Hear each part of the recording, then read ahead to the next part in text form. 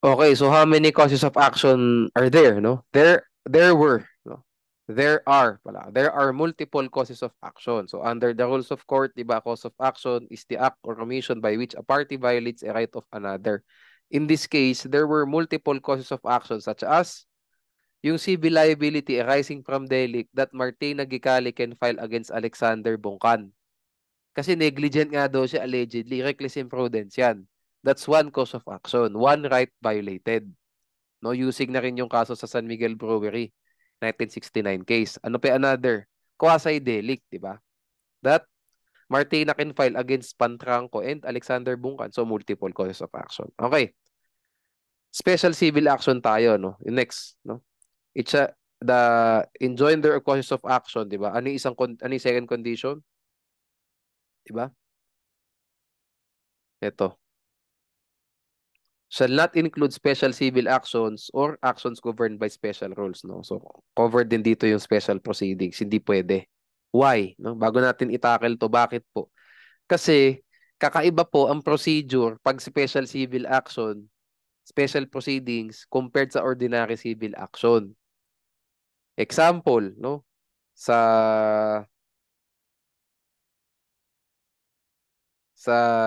annulment of marriage, no? Magpapadala pa ng prosecutor dyan sa court for the prosecutor to investigate if there was collusion. Kung mag kung mag-join ka ng collection of sum of money dyan, how will that work? 'Di ba? May kakaibang procedure dito sa isang kaso na special proceeding, annulment of marriage, and then you have another case na ordinary civil action. Ang weird, 'di ba? No? So you get the point, yung kasi because iba po ang procedure ng special civil action at saka special proceeding. Okay. Mga examples, partition and collection of sum of money cannot be joined kasi nga partition is a special civil action under Rule 69. Forcible entry, hindi rin pwede kasi Rule 70. Settlement of estate, hindi rin pwede kasi special proceeding yan.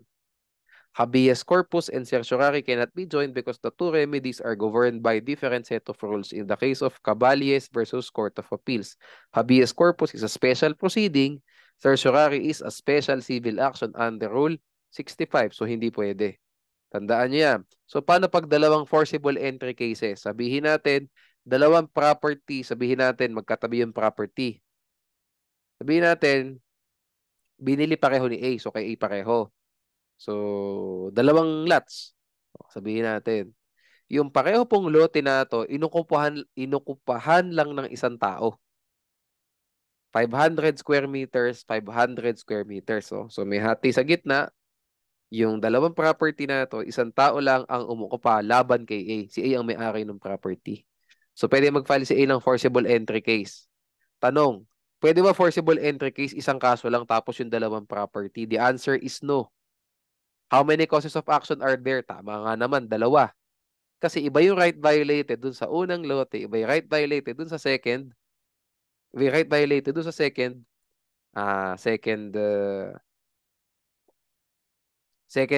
property. So can you imagine pag subdivided ang lot? Sabihin natin 1 hectare sinubdivide sa 10, tigo 1,000 square meters. Aba, hirap niyan kung isang hektarya, 10 kaso magkakaiba. Why? Kasi nga special civil action ng forcible entry. Hindi ka pwedeng mag-join. Isa-isa yan, one at a time. No? Iba-ibang docket yan. Hindi pwedeng i-join. Pero tandaan nyo, multiple causes of action kasi nga, iba-ibang rights yun. Iba-ibang rights na ang na-violate for each parcel of land, for each lot that was occupied without his consent. No? Okay, next. Yung different venue or jurisdiction joined in the RTC. Balikan natin to para makuha natin konteksto. No? Sabi dito, if the causes of action pertain to different venues or jurisdictions. Ibig sabihin, yung may dalawang causes of action, yung isang cause of action, ipa-file mo sa itong venue na to, itong cause of action na to, ipa-file mo sa venue na ito. Or, dalawang cause of action, and or nga to dapat eh. Itong isang kaso na to, dito ang jurisdiction sa MTC, itong isang kaso na to, ang jurisdiction nito sa RTC. Ganon. Malamang, yun lang naman pinagtatalunan dyan sa jurisdiction na yan. MTC at RTC lang naman. Pag sabihin nyo madami, no? Maraming probinsya, maraming city yan. Okay? The joinder may be allowed saan? Sa RTC, tandaan nyo. Pag different ang venue or jurisdiction, hindi pwedeng i-join mo sa MTC. Sabihin natin, magkaiba venue pero parang MTC. Sabihin natin, collection of sum of money. Ay, wag pala. Pag collection of sum of money kasi ano yan eh, covered siya ng expedited rules, no? Iba. Iba yung ano natin diyan. Iba yung approach. Tataka lang natin sa special proceeding yan. Specifically sa mga small claims, doon napapasok yan. Huwag natin doon ilagay. Sabihin natin, ano, action publishana. Action publishana, pwedeng MTC, pwedeng RTC kasi assess value ang tinitingnan natin, 400,000. Diba? Kung 400 sakto, MTC, above 400,000, RTC. Okay. So, paano kung may dalawang lote? Ayun na naman tayo. Yung parehong lote, 200,000 lang assess value. O, so, saan ka magpapile ng kaso? Sa MTC. Diba? Kasi 200K lang eh. Below, does not exceed 400,000 siya eh. Tanong, pwede ba tayo mag-joinder MTC? Action publishana? Hindi. Kasi nga, the joinder may be allowed in the RTC lang. Yes, tama naman po, no? The action, uh, it can probably pertain to different venues. Sabihin natin, yung unang lote, nasa Maynila, yung pangalawang lote, nasa Mandaluyong. O, ayan. Tapos, yung parehong lote, inukupahan ng parehong tao. No? So, ganun siya kaswapang. Inukupahan niya yung property ni A sa Maynila, inukupahan din niya yung property ni A sa Mandaluyong. Ayan. Forcible entry natin ngayon. O, ay forcible entry. Ipapa-action publishan na natin ngayon kasi sabihin natin, lumagpas na ng 1 year from the date of entry. No? 3 years na ang nakalipas, sabihin natin. Okay, mag-file sila ngayon. Action publishan na yan. So, in both cases, MTs yan. Kasi nga, 200,000 lang ang assessed value. Oh, pertain to different venues yun. Tama. Pwede mo nating i-join na lang. Attorney, di ba pwedeng sa MTC Metsi Manila na lang? Pareho naman yung tao eh, na nag-occupy. Tapos pareho namang MTC din. 200,000 lang naman pareho. Kahit pag combine natin yung dalawa na yan, 400,000 lang yun, di ba? Pwede ba yun? The answer is no. The answer is no. Kasi nga, allowed lang yan sa RTC. Provided one of the causes of action falls within the jurisdiction of the RTC and the venue lies therein. Okay? So, tingnan natin mga examples ko dito. Sana nakuha niyo yung point, no? A has two parcels of land. The first has an assessed value of 5K. The second has an assessed value of 5M. The properties are situated in different provinces. B forcibly entered into both of those, these parcels of land. It is now 2021. So, action publishan na yan. Kasi lagpas na ng 1 taon eh. How many causes of action are there?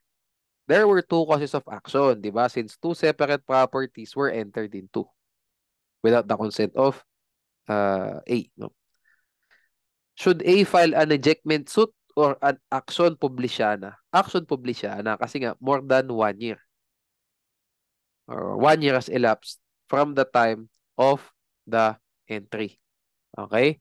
Can A file one action to recover the possession of the 2 parcels of land? Yes. Pwede po. Dalawang causes of action.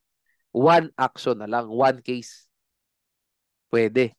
Kasi nga, when 2 causes of action, di ba, pertain to different venues or jurisdiction, joinder may be allowed in the RTC, provided one of the causes of action, di ba, falls within the jurisdiction of the RTC and the venue lies therein. Yan na yan yun. Okay?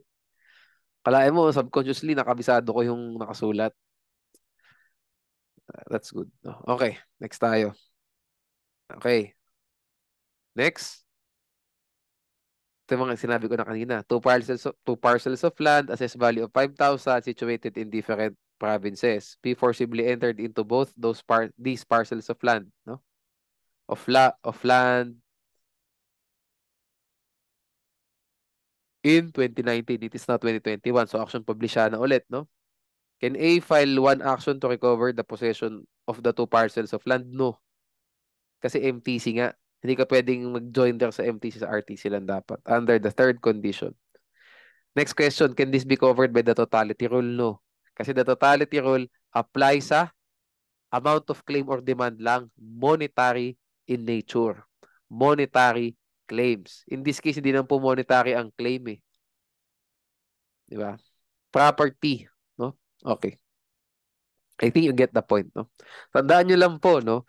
Pag sinabi kong mode of cancellation, ang gusto kong gawin nyo, kahit na paulit-ulit yung tanong, dapat, babalik kayo lagi sa number one condition muna. Pasok ba dito o hindi?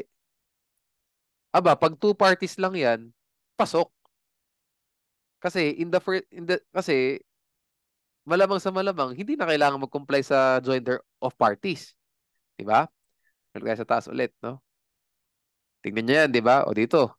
O di pag dalawa lang ang parties, pasok, 'di ba? No problem. Panalo tayo diyan, 'di ba? Kasi nga nothing to join there. Kasi dalawa lang ang parties. Nothing to join there. Nothing to join. Okay. Next. Oh, shall not include special civil action. Tingnan nyo. Pababa. Second. O pasok ba? Pareho bang ordinary civil action yung final o may isang special civil action? Pag may isang special civil action, automatic X. Hindi ko na kailangan tingnan yung pangatlo. Ganon. O same thing kanina. Sabihin natin, tatlo yung parties. Hindi pumasok sa unang condition kasi nga, hindi po same ang transaction. Different transaction sila. Hindi ko na kailangan tingnan yung 2 at saka yung 3 kasi sa 1 pa lang bagsak na eh. O dahil na, there can be no joinder of causes of action na.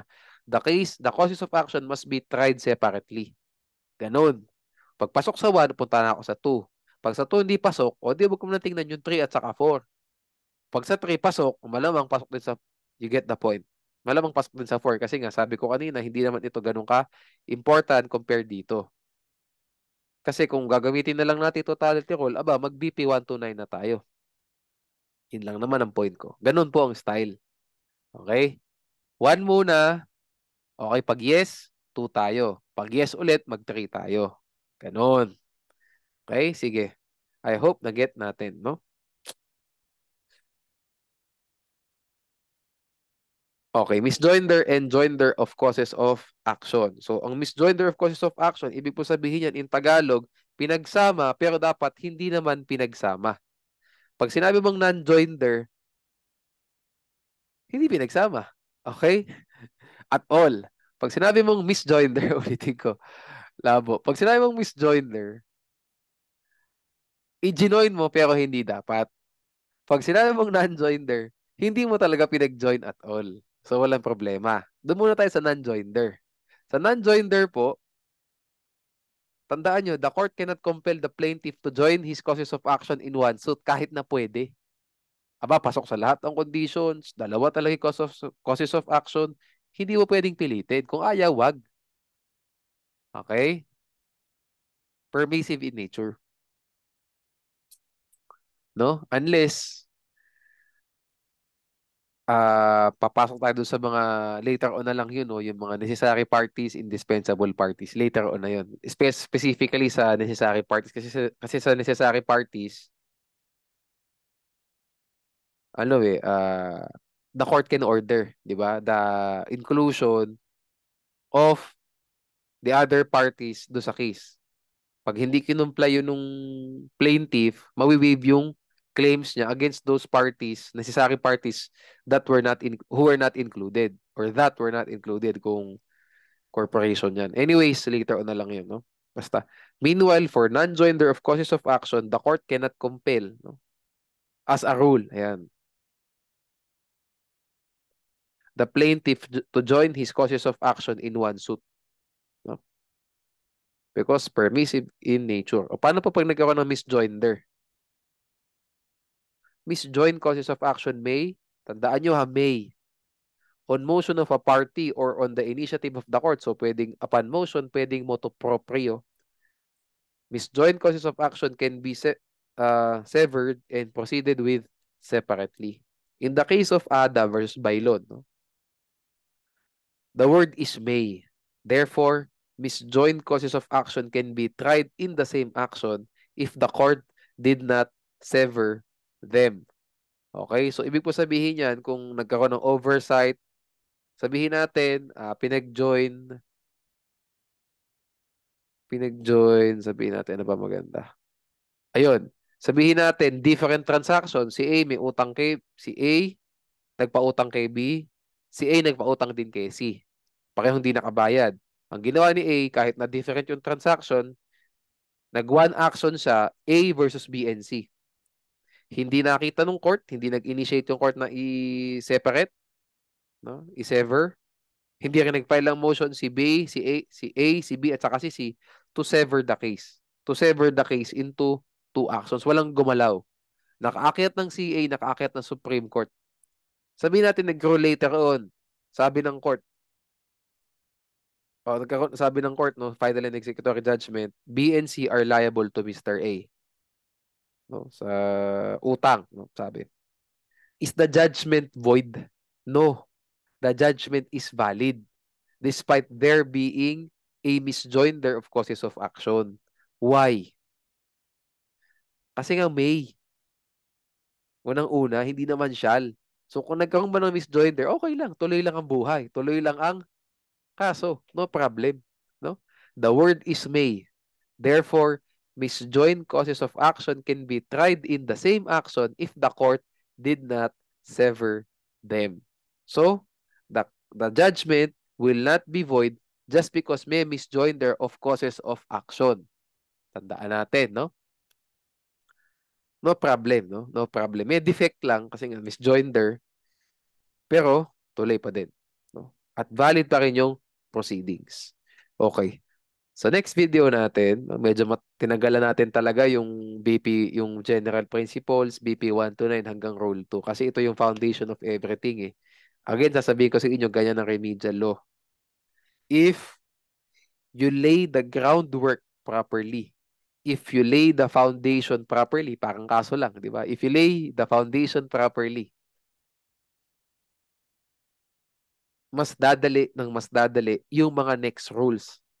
Kaya siguro karamihan sa atin, no, sa mga complicated na mga subjects like remedial law, corporation law, taxation law, kaya po tayo nagkakaroon ng difficulty dyan kasi hindi tayo nag-i-spend ng madaming time reading and understanding yung first couple of rules. Okay? At BP 129. If you will be patient, no? Talagang dyan mo, ilay mo yung foundation, talagang ipulido mo yung rule 2 na yan. Rule 3, siguro mga hanggang ano, well, BP 129, saka rules 1 hanggang rule 8. Pag yan, pinulido mo, basically hanggang ano pa lang yun, basics eh. Pleading side pa lang yan. Wala pa yung mga nangyayari na during trial or during the proceedings, no? Hindi pa umuusad ang kaso. Rules 1 to Rule 8. Pag yan na iayos mo, pulidong-pulido ka dyan, mas dadali yung 9, 10, and so on. Yan ang napansin ko. So, wag lang basa ng basa. Put a special emphasis sa first 8 rules, sabihin natin. O, sagad na natin hanggang 10. Put a special emphasis dyan. Pag yan sobrang pulido, dadali talaga. Onwards hanggang Rule 56 na for civil procedure. Civil procedure, yeah. Ganun. We spent a lot of time here. No? Grabe ata, naka-4 na oras na mahigit. Diba? Pero ganun talaga. No? That's how we learn properly ang remedial law. At makikita nyo, it's not as complicated as we think it is. Okay, sige. See you sa next clip, no? Next video.